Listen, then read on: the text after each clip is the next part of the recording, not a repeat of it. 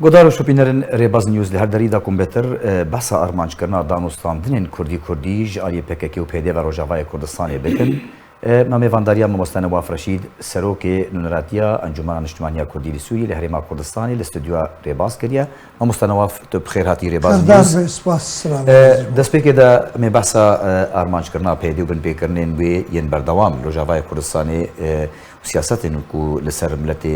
کرد روجاوای کردستانی دسبینه چه به گفو ایریشن آلدار خلیل بن هر وها کریار و بن پیکرنین وان لدرباره انجمن اجتماعی کردی لسوریه و حوال و کادرین ویدا هر ایداویجی نها سرکرده پکک یانجی برپرسان مسده الهام احمد لبیجکو اوی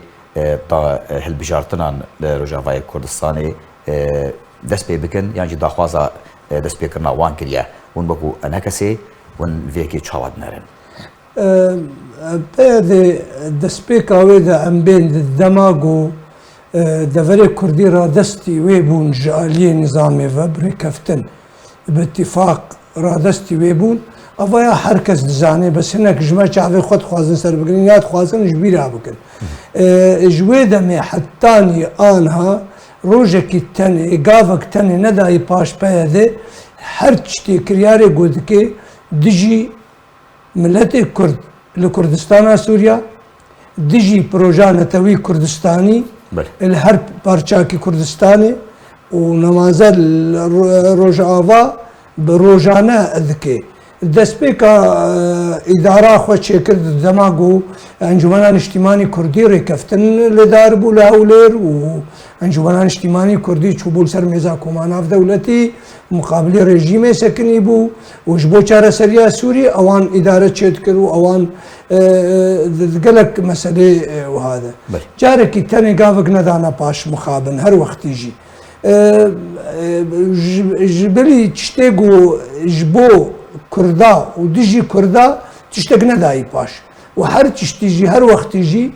بهانا و توفیر دکی و تقدیم دکیش دولتا ترکیه را و غیر دولتا ترکیه جبو ایریش بیل سر دفرا کردی جبو کردستان سوریا و جبو خلق ملت کردستان سوریا کردستان سوریا وانا بویا خورتید نمانه گنجتید نمانه هموش برکریاری وانی چوتو خراب ایرو روش بهای کلوپله خوارنه و سوتمنی و ایدی همو زیده دکش بو خاطر خلق بکوی بالمترسیکی در نکوی تشتک ندایی پاش مخابن دست پیکا گو دیالوگ جی و رکفتن و امی بجن دانستاندنا کردی آناوی بو کردی مخابن و امریکیا وک گرانتور خو تقدیم کرد او جی شاشیتی گلکی مزن بود وقتی گو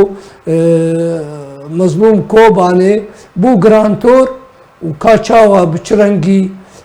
اف معادله هانی نایف عم کرن بچرنگی طرفه و بچرنگی جید بی گرانتور کس فهم ناکش ویچ اخی حتی آنها گاوک ندانا پاش و دراپورا و ده جهاد درواندنا زاروکا ده گرتین چالاکوانا ده لاینگری انجمنان اجتماعی کردی اندامی انجمنان اجتماعی کردی و گلک جیجی بسرشونن یعنی حتی آنا چرنوسا و خویار نبویا یک شرط و مرجع دانستاندنه گرک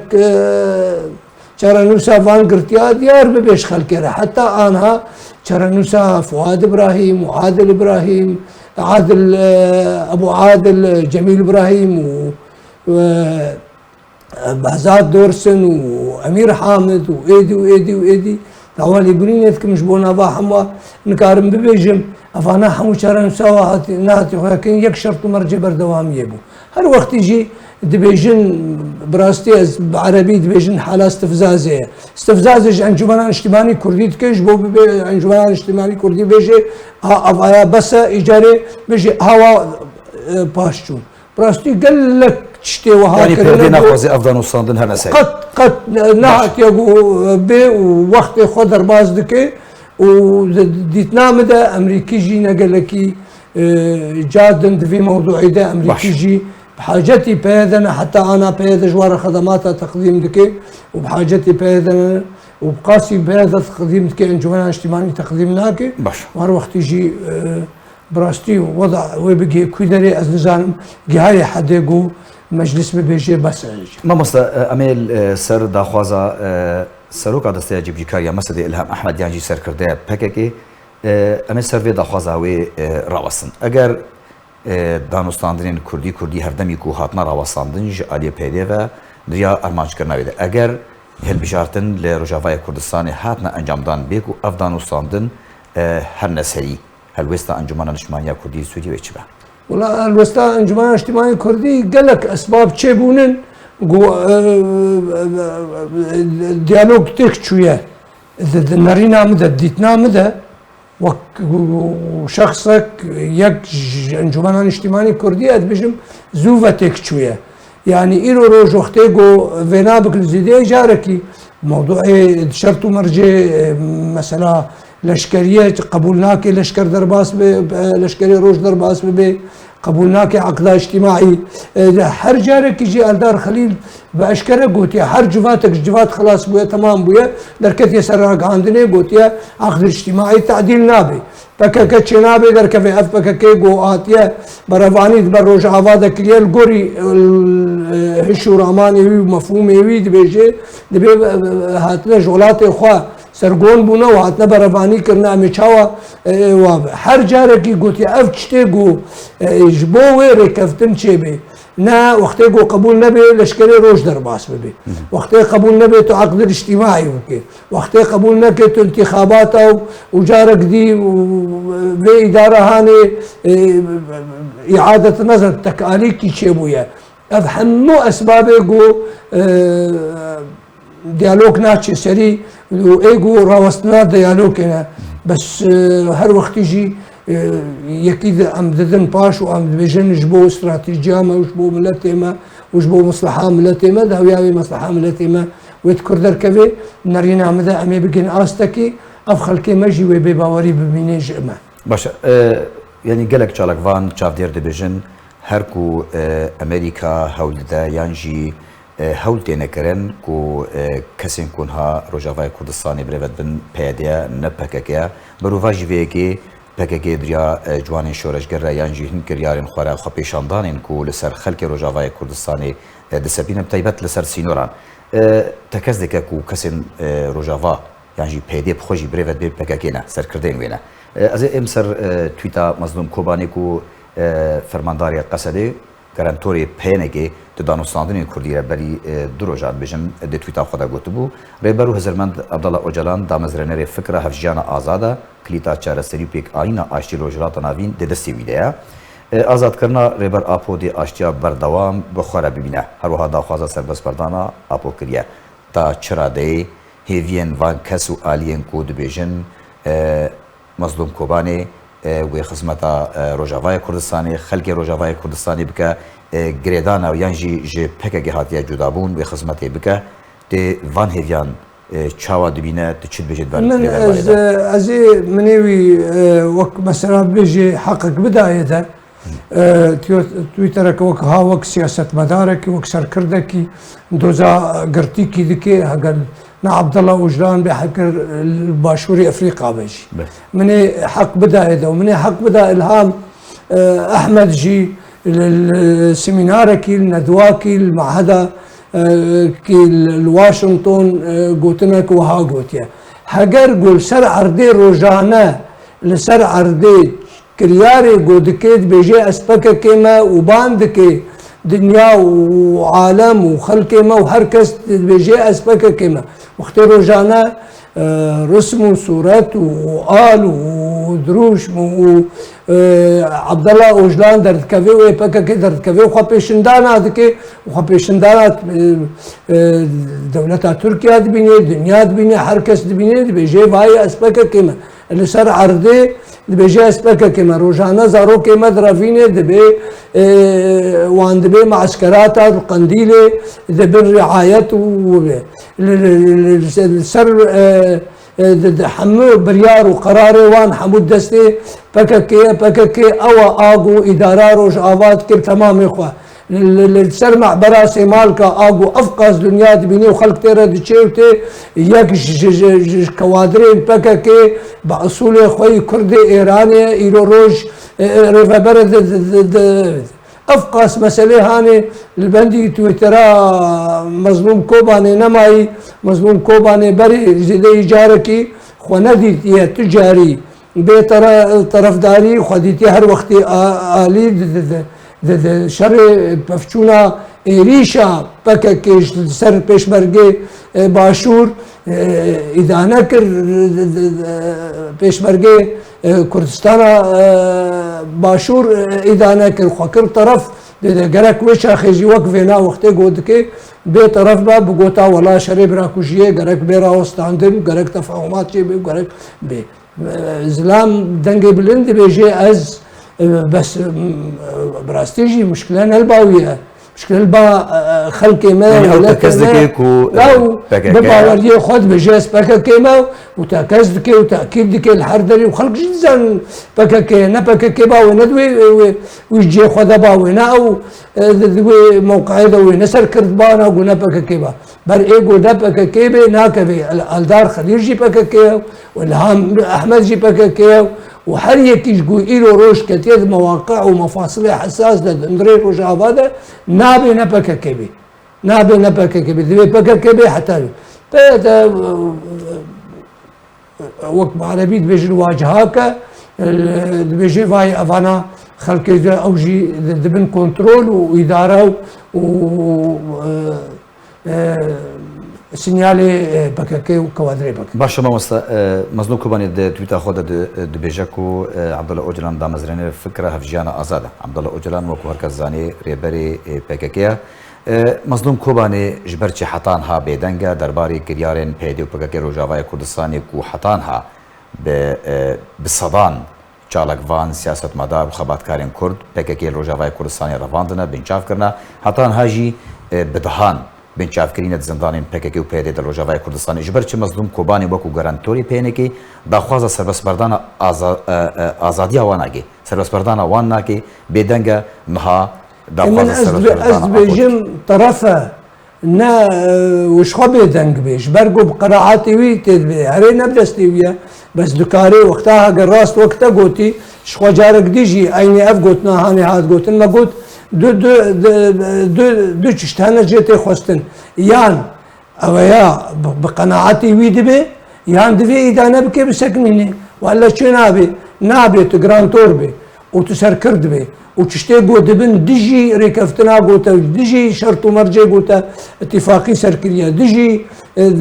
وثيقة بلقا ضماناتها اقو توقيع بويا جاليته وجاليه امريكا وحردو شاندي